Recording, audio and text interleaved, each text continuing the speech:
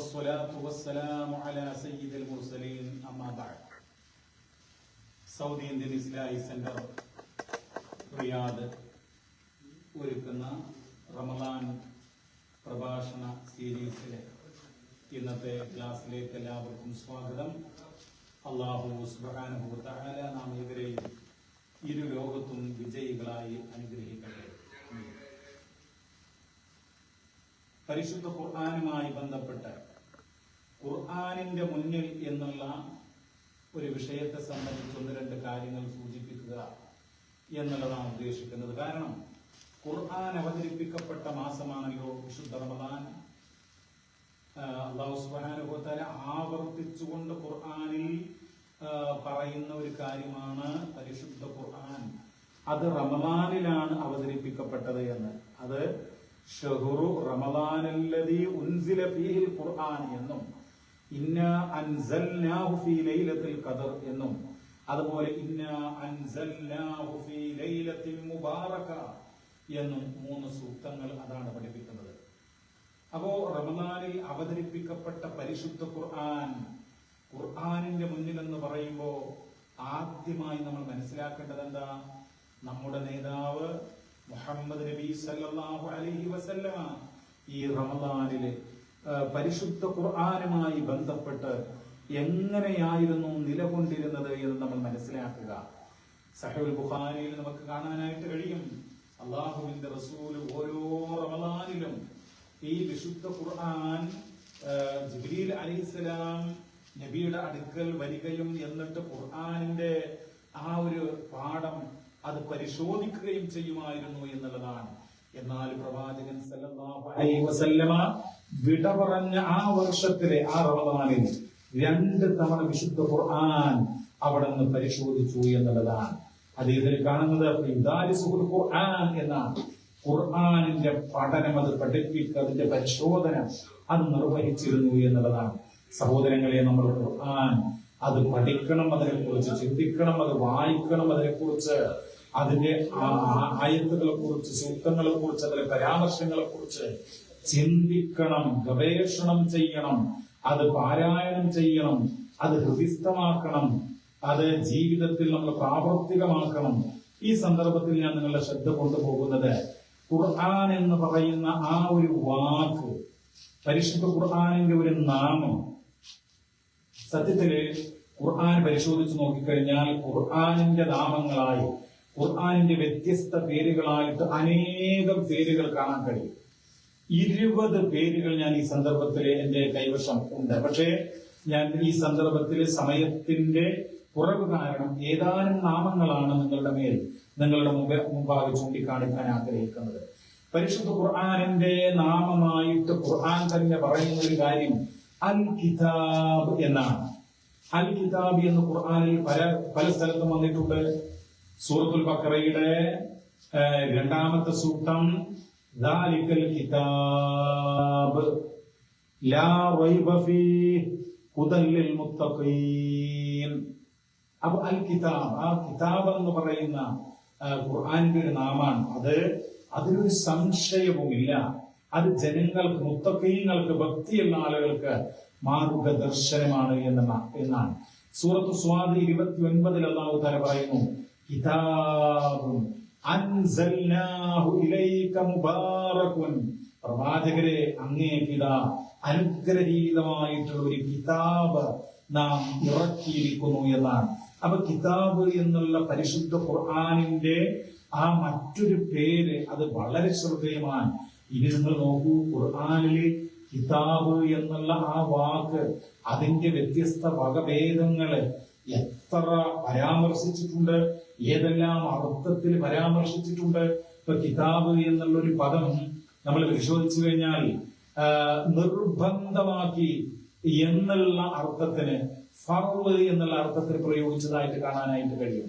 ഇപ്പൊ നമ്മൾ നമസ്കാരത്തെ കുറിച്ച് പറയുമ്പോൾ എല്ലാവർക്കും അറിയാവുന്ന ഒരു ചെറിയ ആയത്ത്, ഇന്ന സ്വലാത്ത കാനത് അലൽ മുഅ്മിനീന കിതാബൻ മൗഖൂത.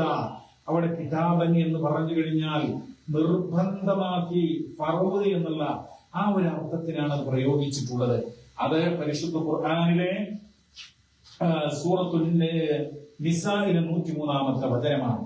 അതുപോലെ കുതിബ അലൈക്കുമുൽ ഖിസ്വാസ് സൂറത്തുൽ ബഖറയിലെ 178. അപ്പോ നിങ്ങളുടെ മേൽ ഖിസ്വാസ് പ്രതിക്രിയ അത് നിയമമാക്കപ്പെട്ടു, നിർബന്ധമാക്കപ്പെട്ടു. കുതിബ അലൈക്കുമുസ് സിയാം 183 2-ാം അധ്യായം. നിങ്ങളുടെ മേൽ നോമ്പ് നിർബന്ധമാക്കപ്പെട്ടു. അവിടേക്ക് എന്താണ് അൽ ഫർള് എന്നുള്ള അർത്ഥത്തിനാണ് കിതാബ് എന്ന് പ്രയോഗിച്ചിട്ടുള്ളത്. ഇനി തെളിവ്, ഹുജ്ജത്ത്, ഖുർആന് എന്നുള്ള അർത്ഥത്തിന് കിതാബ് എന്ന് പ്രയോഗിച്ചിട്ടുണ്ട്.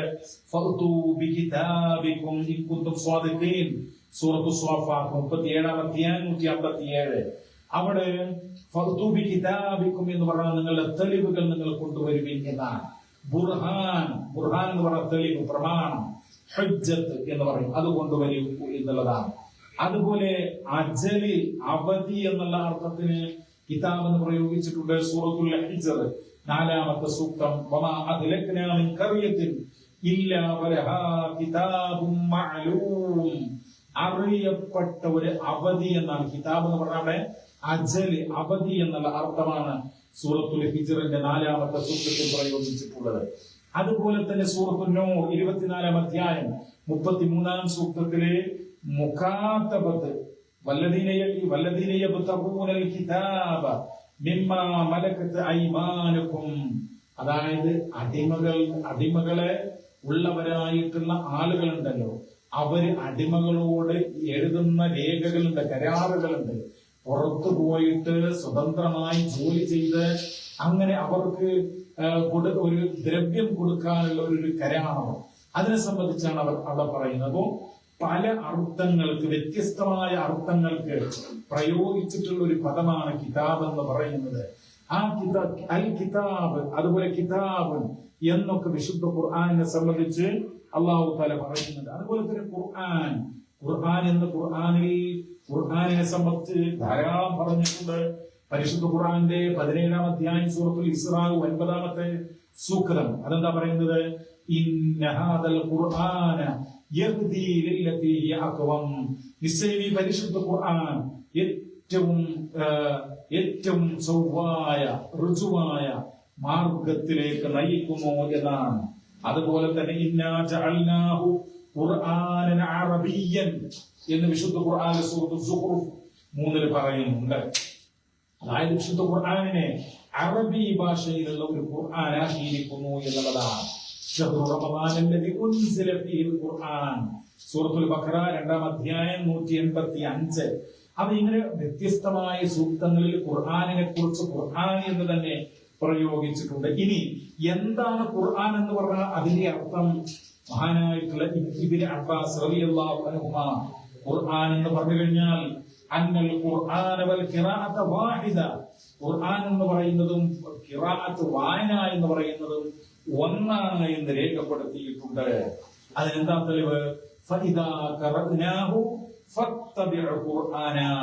നാം പാരായണം ചെയ്താൽ ആ പാരായണത്തിന് അനുധാവനം ചെയ്യുക എന്നുള്ള സൂറത്തുൽ ഖിയാമയിലെ 18-ാമത്തെ സൂക്തമാണ്. അതായത് തിലാവത്ത്, ആ ഒരു അർത്ഥത്തിൽ ഖുർആൻ എന്ന് പ്രയോഗിച്ചിട്ടുണ്ട് എന്ന് നമ്മൾ മനസ്സിലാക്കുക. അതുപോലെ തന്നെ ഖുർആനിന്റെ മറ്റൊരു നാമമാണ് അൽ ഫുർഖാൻ. അൽ ഫുർഖാൻ എന്ന് നടയിൽ നമ്മൾ പാരായണം ചെയ്തിട്ടുള്ള സൂക്തം ശഹ്റു റമളാനല്ലദീ ഉൻസില ഫീഹിൽ ഖുർആൻ ഹുദൽ ലിന്നാസി വബയ്യിനാത്തിൻ മിനൽ ഹുദാ വൽ ഫുർഖാൻ. ആ സൂക്തത്തിൽ പ്രയോഗിച്ചിട്ടുണ്ട്. 2:185 ഫുർഖാൻ എന്ന് പ്രയോഗിച്ചിട്ടുണ്ട്. ഫുർഖാൻ വേറെയുണ്ട്. സൂറത്തുൽ ഫുർഖാൻ എന്ന് പറഞ്ഞ അധ്യായം തന്നെ ഖുർആനിന്റെ 25-ാം അധ്യായം. അതിന്റെ 1-ാമത്തെ സൂക്തം തബാറകല്ലദീ നസ്സലൽ ഫുർഖാന അലാ അബ്ദിഹി എന്നാണ്. തന്റെ ദാസന്റെ മേൽ സത്യങ്ങളെയും അസത്യങ്ങളെയും വേർതിരിക്കുന്നതായ ആ മഹാത്ഭുത ഗ്രന്ഥം അവതരിപ്പിച്ചവനായ അല്ലാഹു, അവൻ അനുഗ്രഹ സമ്പൂർണനാണ് എന്നാണ് ആ വചനത്തിന്റെ അർത്ഥം. അപ്പൊ അൽ ഫുർഖാൻ എന്ന് പറഞ്ഞാൽ അതുകൊണ്ട് അർത്ഥമാക്കുന്നത് എന്താ? അതായത് അന്നഹു യുഫർരിഖു ബൈനൽ ഹഖ് വൽ ബാതിൽ, സത്യത്തെയും അസത്യത്തെയും തമ്മിൽ വേർതിരിച്ച് വ്യക്തമാക്കുന്ന ഗ്രന്ഥം. വൽ ഹലാലി വൽ ഹറാം, ഹലാലിനെയും ഹറാമിനെയും വേർതിരിക്കുന്ന ഗ്രന്ഥം.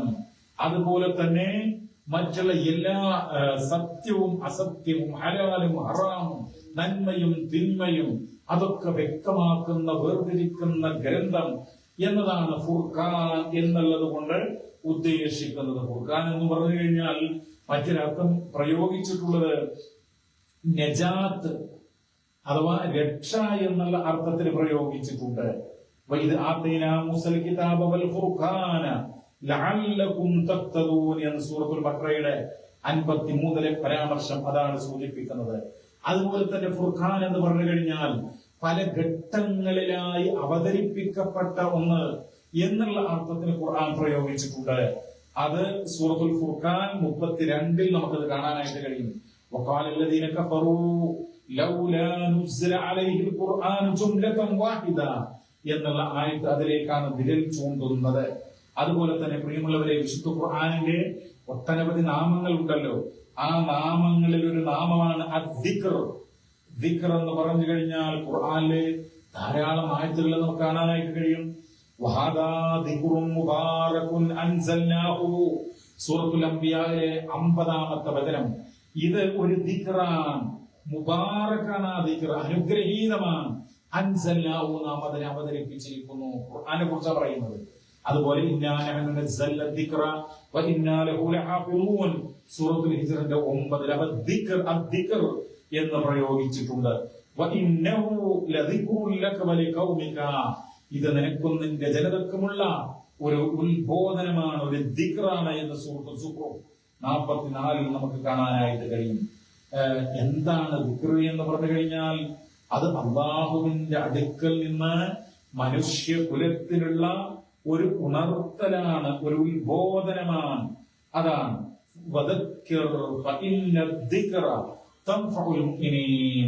നീ ഉണർത്തുക, ഉത്ബോധനം നടത്തുക, പ്രബോധനം നടത്തുക, പറയുക, അത് വിശ്വാസികൾക്ക് ഉപകാരപ്പെടും എന്ന് വിശുദ്ധ ഖുർആനിലെ സൂറത്ത് ദാരിയാത്ത് 55 പറഞ്ഞിട്ടുണ്ട്.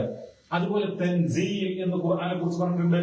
വഇന്നഹു ലതൻസീലു റബ്ബിൽ ആലമീൻ സർവ്വലോക രക്ഷിതാവായിട്ടുള്ള അല്ലാഹുവിന്റെ അടുക്കൽ നിന്നുള്ള അവതരണം തൻസീൽ എന്ന് ഖുർആനെ കുറിച്ച് പറഞ്ഞിട്ടുണ്ട്. മൗഇദത്ത് സദുപദേശം എന്ന് പറഞ്ഞിട്ടുണ്ട്. ഞാനത് വിശദീകരിക്കുന്നത് സൂറത്തുൽ യൂനുസ് 57. അതുപോലെ തന്നെ ഹിക്മത്ത് എന്ന് പറഞ്ഞിട്ടുണ്ട്, ഹുക്മ് എന്ന് പറഞ്ഞിട്ടുണ്ട്. വിശുദ്ധ ഖുർആന്റെ സൂറത്തുൽ റഅദ് 37, അതുപോലെ സൂറത്തുൽ ഖമർ 5. അങ്ങനെ ഒട്ടനവധി നാമങ്ങളുണ്ട് ഖുർആന്റെ മുന്നിൽ എന്ന് നമ്മൾ പറയാനുള്ള കാരണം ഖുർആനെ കുറിച്ച് ഇതുപോലെ സവിസ്തരമായിട്ട് ചിന്തിക്കുകയാണെങ്കിൽ ഖുർആന്റെ വ്യത്യസ്തമായ പേരുകൾ, ആ പേരുകൾ അന്വർത്ഥമാക്കുന്ന അർത്ഥ തലങ്ങൾ, ആശയ വിപുലമായിട്ടുള്ള ചിന്താ തലങ്ങൾ, അതിലേക്കൊക്കെ നമ്മുടെ മനസ്സ് കടന്നു പോകണം. സഹോദരങ്ങളെ, ഖുർആനെ ഏറെ സ്നേഹിക്കുക. അതിന്റെ ആളുകളായി അള്ളാഹുവിന്റെ പ്രത്യേകരായിട്ടുള്ള ആളുകൾ ആരാ? ഖുർആന്റെ ആളുകളാണ്.